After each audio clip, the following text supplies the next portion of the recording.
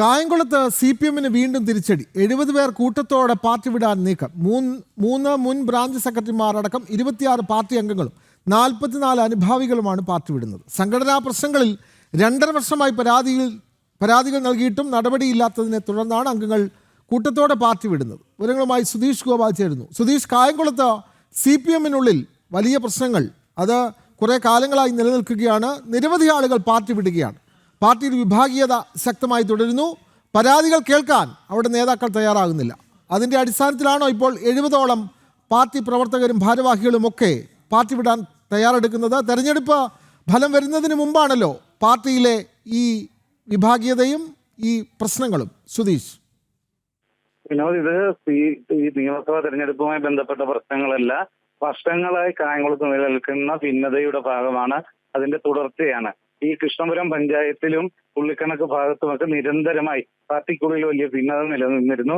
ഇതുമായി ബന്ധപ്പെട്ട് പാർട്ടിയുടെ പോക്ക് ശരിയല്ല, ഇത്തരം കാര്യം തിരുത്തണമെന്നാവശ്യപ്പെട്ട് നിരവധി പരാതികൾ വ്യക്തിപരമായി പലരും പാർട്ടി സെക്രട്ടറിക്കും ഒക്കെ തന്നെ നൽകിയിരുന്നതാണ്. എന്നാൽ അതിലൊരു തിരുത്തലും ഉണ്ടാവുന്നില്ല. സംസ്ഥാന സെക്രട്ടറിക്ക് അടക്കം പരാതി നൽകിയിട്ടും ഒരു തിരുത്തലും ഉണ്ടാവുന്നില്ല എന്ന് കണ്ടുകൊണ്ടാണ് ഇപ്പോൾ പാർട്ടി അംഗത്വം ഉപേക്ഷിച്ച് അവർ പുറത്തേക്ക് പോകുന്നത്.